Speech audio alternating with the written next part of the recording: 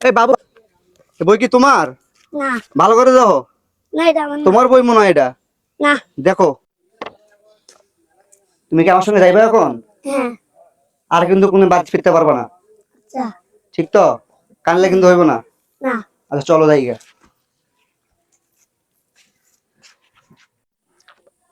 এরকম একটা চক্র আছে ভাই, দেখেন বাচ্চারা স্কুলে যাচ্ছে তখন বাচ্চার বইয়ের সামনে বই দেখে না, লোভ দেখে বা টাকা পয়সার লোভ দেখায়া সামনে বাড়ি মেরে একটা অজ্ঞানের চেতনার মানে একটা শয়তানের যার নেশা বলে ওইটা লাগায়া বাড়ি দিয়ে বাচ্চাকে নষ্ট না যাইব, তখন বাচ্চাকে যেখানে নিয়ে যাবো তখন সেখানে যাইবো।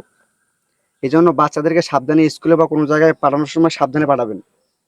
বাচ্চারা তো বুঝবো না, টাকা পয়সা বা কোনো মজা বা কিছু জিনিসের লোভ দেখা নিয়ে চলে যাবো, নেশাদের উপর জিনিস আছে, এই সামান্য বাড়ি মারবো শেষ, আর কিচ্ছু বলতে পারবো না, বাপ মা কি কারো কথা মনে থাকবো না, এরকম।